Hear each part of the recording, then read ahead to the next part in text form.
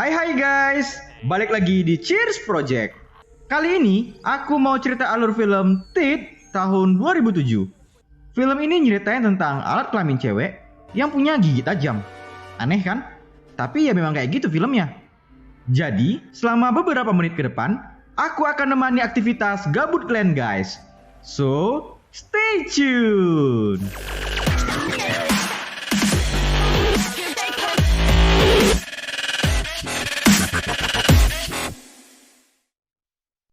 Cerita film ini, kejadiannya terjadi di sebuah wilayah perumahan yang berdekatan dengan reaktor nuklir. Jadi kan, ada dua bocil yang lagi main air di kolam ini. Yang cewek namanya Dawn, kalau yang cowok bernama Brad.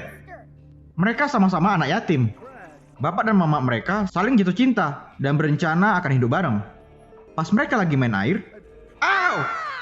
Brad teriak kesakitan gara-gara jarinya tersayat berdarah. Dawn hanya terdiam polos, nggak tahu apa yang udah terjadi. Abis itu langsung muncul judul film, Teeth. Diceritakan beberapa tahun kemudian, Dawn kini udah bertumbuh besar, jadi gadis remaja yang cantik. Dia sekarang lagi jadi pembicara di acara seminar kelompok Virgin, yaitu sebuah komunitas anak remaja yang berjanji nggak akan ngelepas kesucian sampai menikah nanti. Dan sebagai simbol, mereka semua pakai cincin merah di jari manis kiri mereka. Wih, paten kali ah. Kami berjanji gak akan wik-wik sebelum menikah. Nah, kayak gitulah orang itu. Salut kali aku nengoknya. Pokoknya semua yang berhubungan dengan mantap-mantap dan pengencrotan dilarang di komunitas ini. Grepek-grepek pun dilarang. Habis itu, ada satu anak baru pindahan. Cowok ganteng, namanya Toby. Tengok-tengokan lah si Dawn dan Toby ini. Saling terpesona orang ini dua. Ya namanya juga anak muda ya kan. Hormon mulai bergejolak kalau udah nengok yang bening dikit. Baliklah si Dawn ke rumah dengan sepeda fiksinya. Mamanya kini lagi masa pengobatan karena lagi sakit-sakitan. Kalau bisa dibilang parah lah sakit mamanya ini. Waktu Dawn mau mandi, si Brad malah ngeprank dia. Ini dia si Brad, saudara tirinya yang di awal film tadi. Jambang kau geng, kayak Wolverine kau kambing. Ada-ada aja. Udah jadi berandalan lah pokoknya si Brad ini. Gak sekolah, tatoan, tindean. Pokoknya bedalah sifatnya dengan si Dawn. Besok paginya, Dawn kena bully sama murid-murid sekolah gara-gara dia ikut komunitas Virgin. Dengan sabar dia nerima ejekan itu. Bahkan waktu pelajaran biologi tentang alat kelamin, si Dawn juga diejekin sama kawan sekelasnya. Tapi Toby membelanya. Dan Dawn jadi tersipu malu. Oh, cocuit. Ulu. Pas pulang sekolah, nonton bioskop lah orang ini. Double date gitu. Gara-gara nengok kawannya yang lagi cipoan, jadi terangsang juga orangnya dua. Tapi mereka berusaha sekuat mungkin nahan godaan itu. Pulang dari bioskop, mereka langsung pergi ke danau. Di goa danau ini sering dipakai sama anak-anak muda buat mantap-mantap. Ya karena penasaran, makanya main-main orang ini ke tempat itu. Di tepi danau, si Dawn sama si Toby saling curhat di sana.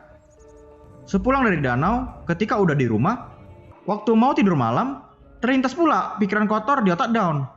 Dia ngebayangin kalau lagi malam pertama dengan Toby. Pas Dawn mau colok donatnya, mendadak dia tersadar kalau hal yang mau dia lakukan adalah dosa. Ya nggak jadilah dia colok-colok anunya. Keesokan hari, selesai jam olahraga renang, Toby dan Dawn telepon-teleponan. Mereka buat kesepakatan untuk saling jaga jarak, biar mereka bisa nahan diri dari godaan mantap-mantap.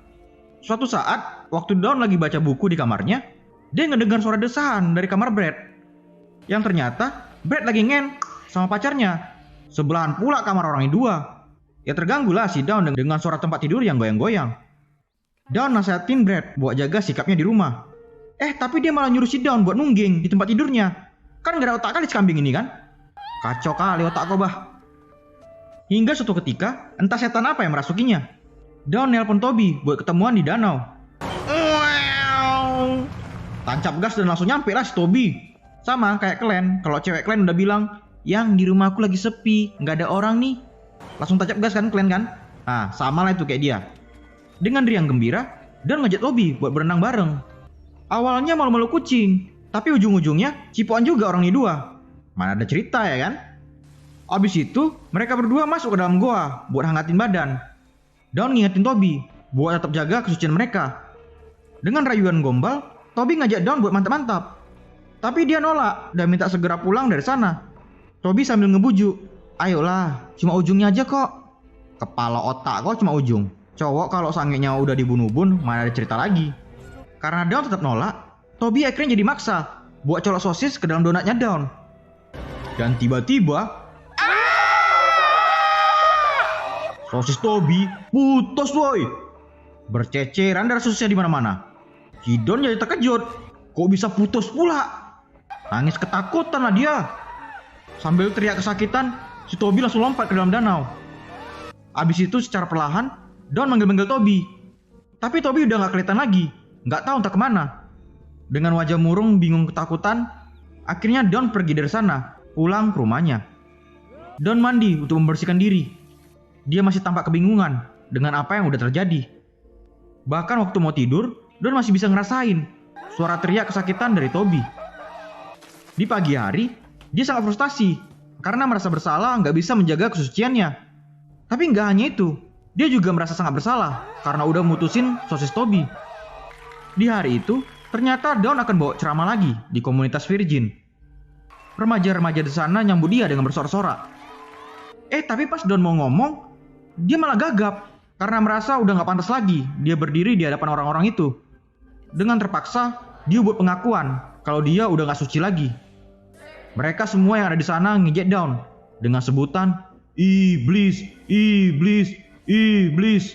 Nah, kayak gitulah. Diejek-ejekin lah si Dawn. Karena merasa gak nyaman lagi di sana, dia minta sama Ryan buat nganter pulang ke rumahnya. Si Ryan ini dari dulu suka sama Dawn. Makanya pas udah nyampe di rumah, dia ngajak Dawn buat kencan bareng. Ya si Dawn nganggap itu adalah hal yang lucu. Dia langsung nolak ajakan tersebut. Abis itu Dawn pergi naik sepeda buat nyari keberadaan Toby. Si Ryan yang ngaturnya mau pulang, dia malah muter balik buat nanya lagi tentang kencan tadi. Gak puas dia dengan jawaban Dawn. Dia malah ketemu sama Brad pula. Kok ganggu tidur siang aku ya? Gedegam! Kena tumbuk mukanya. Dawn ternyata pergi lagi ke danau. Dia ngeliat mobil Toby yang masih ada di sana. Dia kembali berenang ke dalam goa. Mana tahu si Toby ada di sana ya kan? Tiba-tiba Dawn teriak gara-gara nengok sosis Toby yang udah dimakan sama Quiting. Geli kali aku anjir. Abis itu, karena merasa udah gak suci lagi, Dawn naik ke atas tebing buat ngebuang cincin janji suci komunitas Virginia. Sesampainya di rumah, penasaran lah dia sama donatnya. Kok bisa pula kemarin putus sosis Toby? Dicari Dawn lah di internet. Di sana dia nemu artikel mitologi Paginana dentata, yaitu Paginana yang bergigi. Diceritakan sebuah mitologi kalau ada cewek yang gak hanya mulut atas punya gigi, tapi mulut yang bawah juga bergigi. Kalian bayangkan lah itu weh. Harus terbuat dari besi lah burungnya biar gak putus. Gila. Pergilah si Dawn ke klinik kelamin buat periksa donatnya. Dokter ngecek si Meki buat nengok ada yang aneh apa enggak. Ngetes kelenturan lah si dokter ini. Pakai 5 jari pula itu. Gila. Yang menjerit kesakitan lah si Dawn. Yakin aku, pasti dokter mesum ini. Ini mau tes kelenturan apa mau BDSM kok kambing? Dan tiba-tiba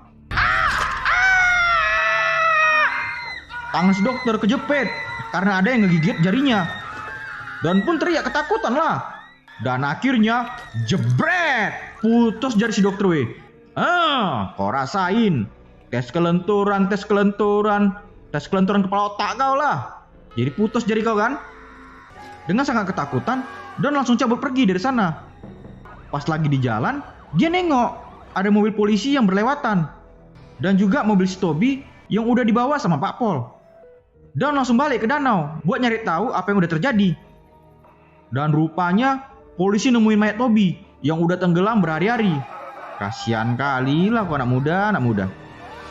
Dengan perasaan sedih karena merasa dia udah membunuh Toby, pas dia balik ke rumah dan ingin curhat sama mamanya, Dawn malah nengok mamanya yang udah terkapar gak sadarkan diri. Dan juga kan, gila kali bah. Si Brad ternyata lagi ngen pula sama pacarnya. Gak peduli dia dengan keadaan mama tirinya. Kambing, pingin kutumbuh aja si Brad ini ya. Dan akhirnya Dawn dan bapak tirinya udah berada di rumah sakit. Si bapak nyuruh dia buat pulang biar bisa istirahat. Tapi karena stres berat, Dawn pergi ke rumah Ryan buat curhat. Dawn bilang ke Ryan kalau dia udah ngebunuh orang karena punya Paginana dentata. Ya Ryan nggak ngerti lah dengan omongan dia. Dipeluk lah si Dawn ini. Kesempatan bagus coy. Muncullah pikiran kotor si Ryan. Dibuat si Dawn ini relax di bathtub. Abis itu dikasih obat buat nenangin sarafnya. Udahlah, mana ada cerita ya kan. Sampai-sampai satu kamar dihiasin sama lilin akupuntur, biar enak buat mantap-mantapnya. Si Dawn ya udah oyong gara-gara dikasih obat tadi. Dengan lembut tapi pasti, Ryan ngasih vibrator dulu ke Donut Dawn. Ya tentu aja si Dawn merasakan kenikmatan sampai ke ubun-ubunnya. Dan akhirnya, jlup, masuk barang itu ya kan.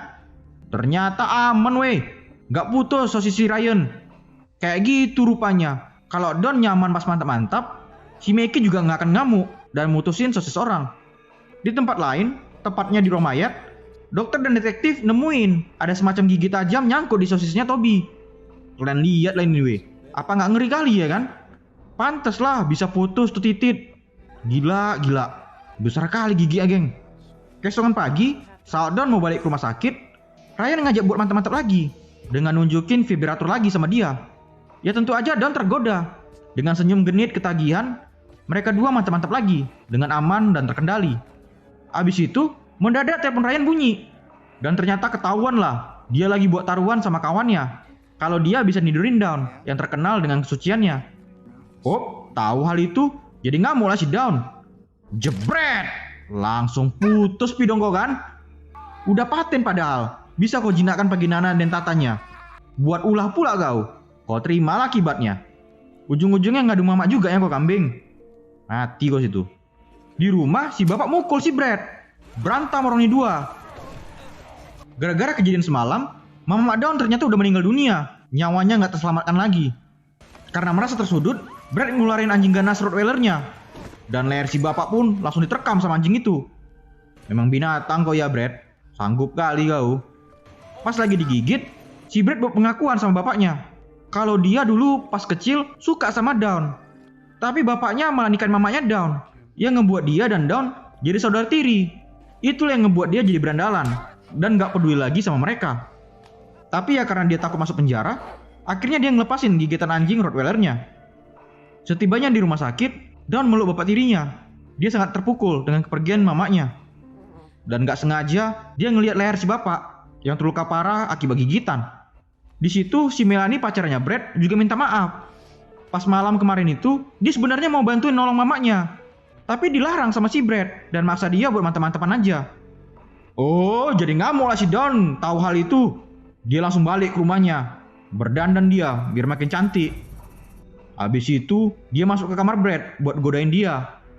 Si Brad yang memang udah gak ada lagi otaknya, langsung gercep lah buat mantap-mantapan sama saudara tirinya itu. Tapi sebelumnya, Brad tampak waspada karena dia teringat dengan kejadian pas bocil dulu. Jadi dulu pas kecil yang di awal film tadi, tangannya terluka gara-gara dia nyolok jarinya ke lubang donat Dawn. Maunya putus aja jari kau ya. Dari kecil aja udah mesum kau kambing. Karena ditengok kalau donatnya aman-aman aja, nggak ada yang aneh, langsung digaskan dia lah. Jelup, masuk barang itu ya kan. Awalnya aman-aman aja. Dan tiba-tiba, jebret! Pidongko! Rasain. Kok senang kali aku ya? Bertindik bah sosis kau. Gila kali memang kau ya. Dia nyuruh anjingnya buat nerekam Dawn. Tapi si anjing malah menghiraukan dan malah makan sosisnya Brad. Gelik kali aku bah. Dimakan sosisnya sama si anjing. Dengan rasa puas, Dawn pergi ninggalin Brad yang udah berceceran dengan darah. Dia pergi dari rumahnya, gak tahu entah mau kemana. Lagi blank pikirannya sekarang. Di tengah jalan, rusak pula sepedanya. Karena kebingungan, dia minta tumpangan sama mobil yang lewat. Habis itu, malam pun tiba. Mobil yang dia tumpangin berhenti di penginapan SSC. Ternyata yang punya mobil ini adalah kakek Sugiono. Ngularin lidah pula kau babi. Si Dawn gak dikasih keluar dari mobil itu. Nyari mati kau iya. Si Dawn dengan tersenyum psycho, dia tahu apa yang mau dia perbuat. Dan akhirnya film pun tamat. Oke guys, jadi kayak gitulah alur cerita film Tit tahun 2007. Kesimpulan setelah nonton film ini, entah kenapa aku punya pikiran, maunya pemerkaus-pemerkaus dan penjahat-penjahat kelamin di luar sana, maunya diputusin aja sosisnya itu. Biar tahu rasa ya kan. Oke lah, gitu aja weh. Semoga kalian suka dengan cerita alur film ini. Kalian dukunglah channel ini biar berkembang ke depannya. Oke? Terima kasih and